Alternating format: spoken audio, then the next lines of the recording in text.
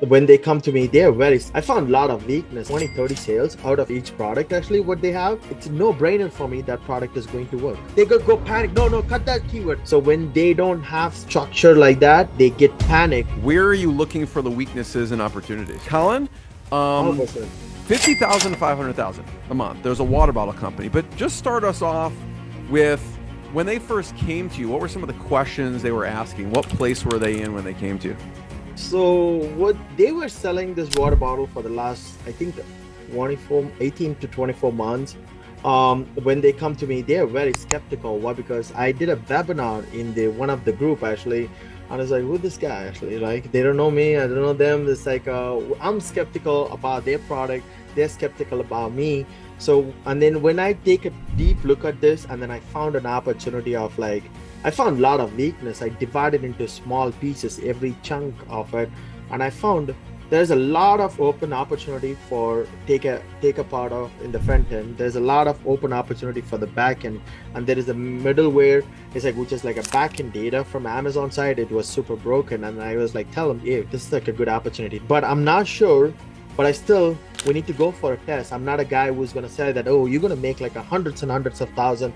Our goal is to make maybe like 20, 30 sales out of each product, actually, what they have. So now I was like, okay, this product can make like 20, 30 sales average.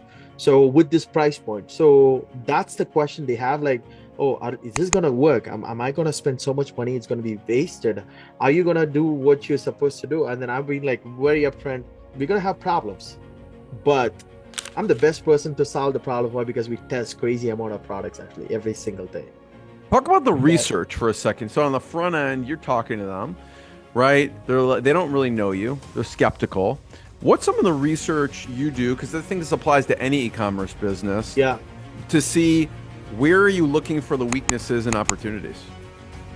So where we started is basically research is like, okay, we check the market analysis in terms of like how many people comes in, how many new people are coming in, and how many people are there, and how many people are like required enough number of keywords actually. So we take a holistic approach of like taking a look at it like, okay, if I change the front end, I can win the front end super easy.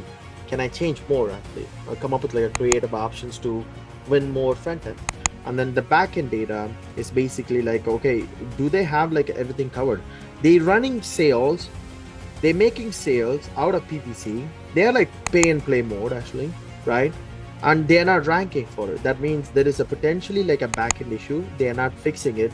They are not able to rank for it, certain keywords.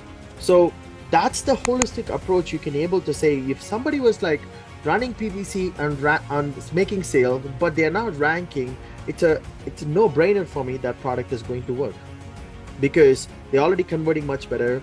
They already have like have enough revenue, and there's no reason they shouldn't be ranking, because they are not ranking because they didn't set up the backend.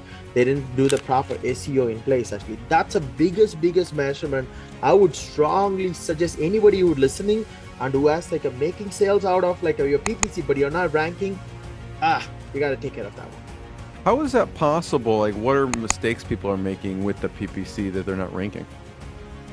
So PPC, okay, we call this way actually. So PPC is for, so we call, before, I'm talking about 4 years ago, we say giveaways for offense, and PPC is for defending the position. So PPC, what we use it for is like be defending the ranking position, whatever it is. So we spend 10% of money, whatever we making revenue, that is apt to give Amazon to keep me in the same position. So there are different KPI people needs to come up with.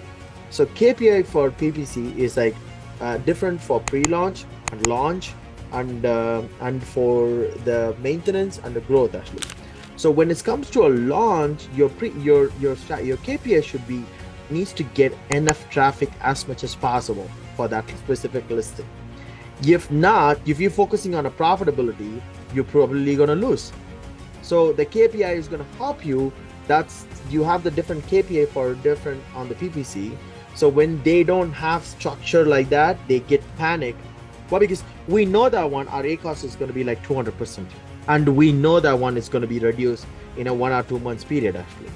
So When you don't have the KPI, when you don't have the exercise of like you've done it multiple times, you be like get panic. Oh my God, that's 200%. Oh my God, it's $10. Oh my God, it's like $20 CPC. They go panic. No, cut that keyword. And we were like, no, you can run $10 CPC cost. You reduce it a little bit more, like have for like a 10 or 5 click, but its overall budget is like a $20.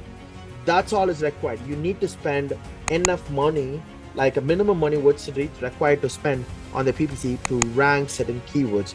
So people get panicked out of spending, and people get panicked out of the KPI, what the expectation, what they have. That's end up in ruining their business, not focusing on the data, just focus with the emotion element of it, and they suffer out of that emotion element.